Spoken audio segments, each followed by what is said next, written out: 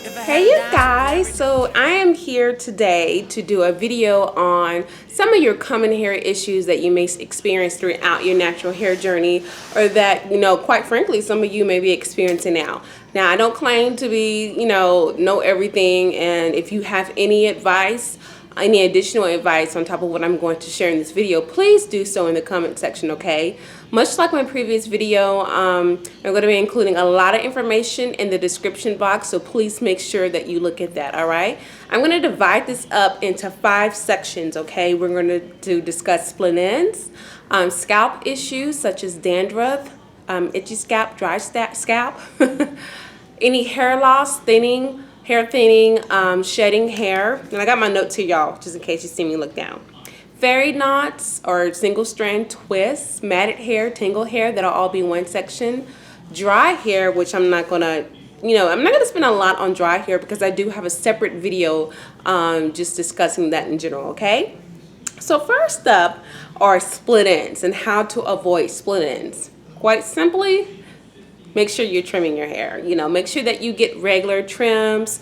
You can also do what's called dusting. And dusting is basically when your hair is in 2-strand twists and then you just snip the parts that's basically hanging. If you can see through it and it's scraggly, then you could trim it. Just a little bit, okay?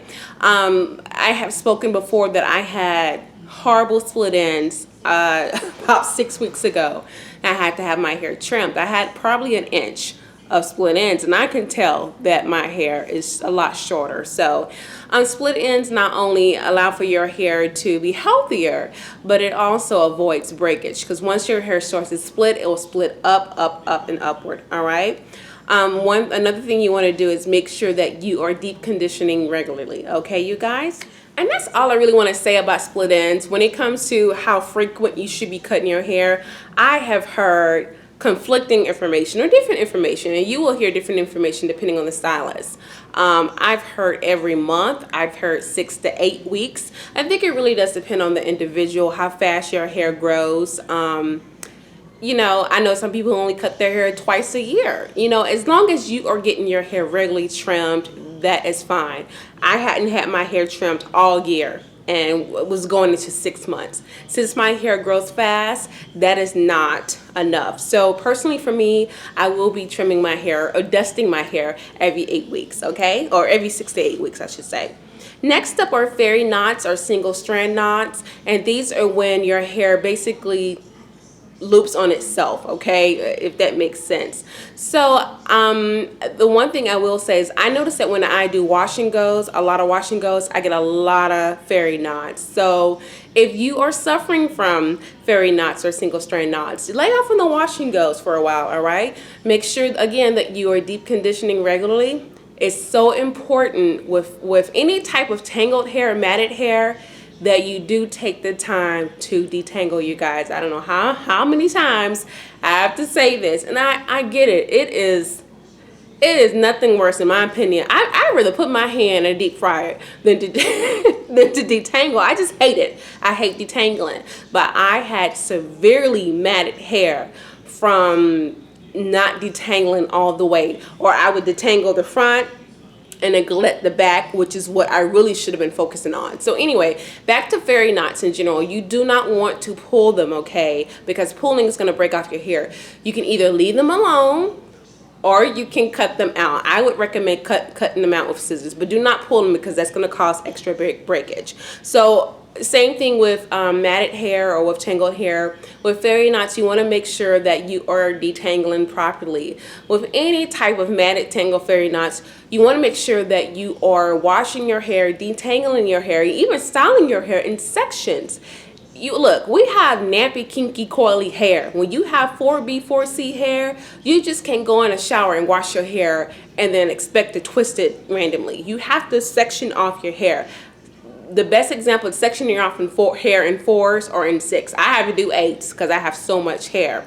When I was experiencing the matted hair, I would section my hair off in big 4 sections and be like, okay, I'm ready to wash my hair. No, I had to really take the time to section off my hair detangle my hair, wash my hair in sections, meaning I literally soak my hair while my hair is still in twists. I take the twist down, I wash it, I retwist, and I then go on and condition the same way. All right, you guys. So that is my big advice for single strand knots, tangled hair, matted hair. One thing I do want to say, if you have tangled hair and matted hair, do not, absolutely do not shampoo your hair if your hair is severely tangled and matted, because that's going to get even worse. All right, you want to make sure that you try to finger detangle as much as possible. And then I would skip shampooing if it's still not that if it's still that tangled up. Don't even shampoo your hair. You could probably do an apple cider vinegar rinse, but don't use a shampoo, and then go ahead and condition your hair. Okay. Now, when it comes to dry hair, like I said, I do have a separate video on that, but I will give you guys two advice when it comes to dry hair. Personally, me, I don't have any issues with dry hair. My hair is normal porosity. I probably remoisture my hair twice a week, and that is because I have my products down and I know how to layer the products. You must layer your products using a liquid or liquid-based leave-in first, and the reason for that, most of you have heard me say this, is that liquid, the molecular structure of liquid water, H2O, is smaller than oil or a butter. So it really doesn't matter. I should take that back. The type of oil or butter does matter. I've said before in some of my videos, stay away from coconut oil. Coconut oil makes a lot of you guys' hair hard because coconut oil has a lot of protein. So if you're sensitive to protein, don't use coconut oil. Use jojoba oil, sweet almond oil, or olive oil, castor oil, which I'm gonna get into that when it comes to hair thinning. All right. So make sure that you're layering your products right. Now I will say, if you do have scalp issues, dry scalp, itchy scalp, if you have eczema, my son has eczema, you will find that it's harder for you to retain moisture. If you have highly porous hair, if you are coloring your hair, if you have damaged hair, you will have some issues with retaining moisture. So like I said before, I'm going to be linking down below my video discussing dry hair in a little bit more detail, but just make sure that you're layering your products correctly. Make sure that you are deep conditioning regularly. If you have problems with dry hair, deep condition every week, okay? Next up are any scalp issues such as dandruff, itchy scalp, dry scalp. Now, I'm not going to touch on cirrhosis because I just don't have that much knowledge on cirrhosis at all. Okay, so I do apologize for that. I won't be discussing cirrhosis or anything like that. Am I pronouncing that right? I hope so, y'all. So dandruff, unfortunately, there is no cure for dandruff. If you have dandruff, you have dandruff. Now, there are some temporary solutions to dandruff. Some of the most popular ones being tea tree oil and an apple cider vinegar rinse. Okay, you want to make sure that you dilute it. And I'll be including a link below on how to do an apple cider vinegar rinse on your hair. I've done them before when I feel like my hair is a little off. I have done a rinse. I hate the smell, but it's so good for your hair. Now, dry scalp. One thing I will mention is that with dry scalps, you want to make sure that you're giving yourself a scalp massage to help release the natural sebum in your hair. The number one oil I would recommend for dry scalp, is jojoba oil, because it's basically, if you were to look at the molecular structure of your natural hair sebum and jojoba oil, it basically matches. So jojoba oil can penetrate the hair scalp, which is why it is so beneficial for not only our hair cuticles, but the actual scalp itself, okay? Let's see, aloe vera juice, baking soda, those are all other great DIYs, home remedies for dandruff and itchy scalps and dry scalps, okay? Now, baking soda, I heard you could do those baking soda or colas. That's great and all. I personally would do aloe vera juice.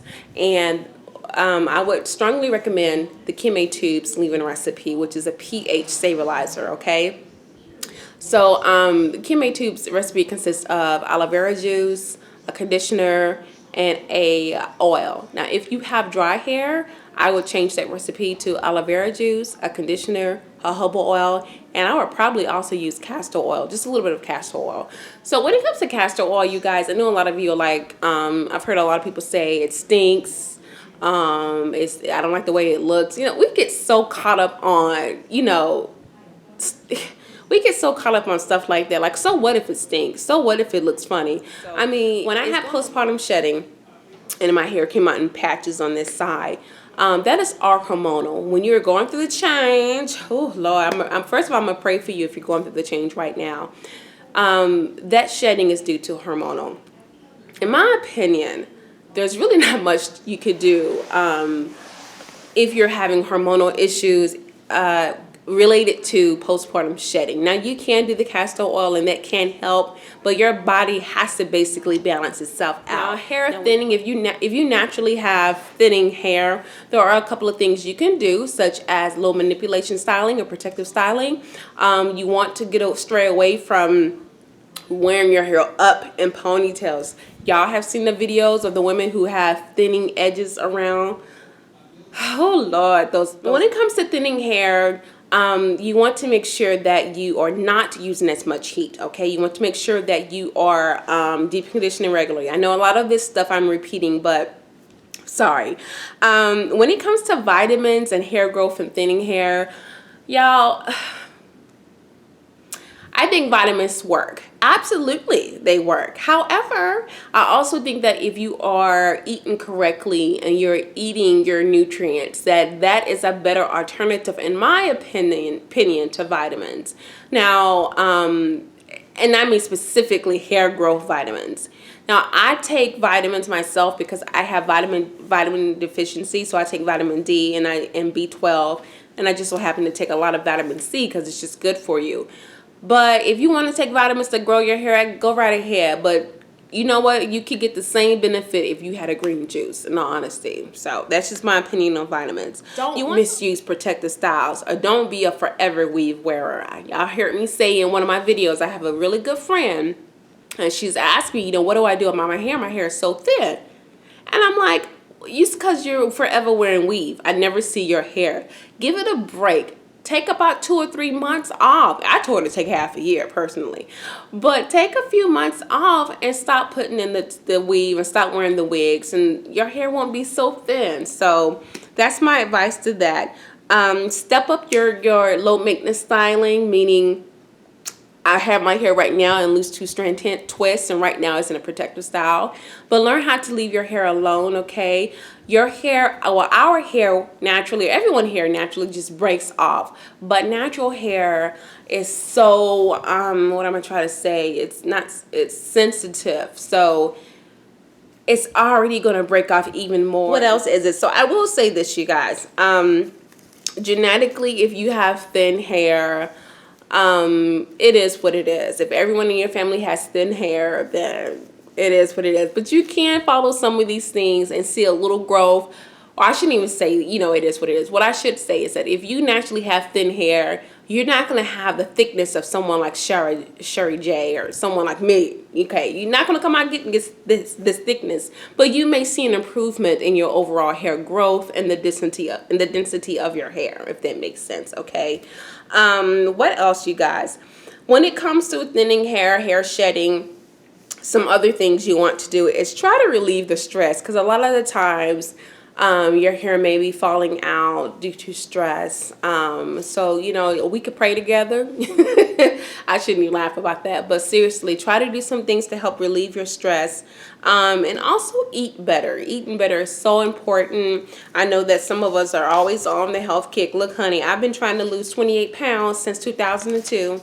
It is what it is, but you know, I make small steps, baby steps, okay? So you guys, that is it. I hope someone, like I said, find this information beneficial. I will have as much information below in the description box. If you have other information that you want to share or other advice, please leave it below. If you have any questions, please leave them below, okay? Thank you so much for watching, and thank you as always to all my new subscribers. Bye.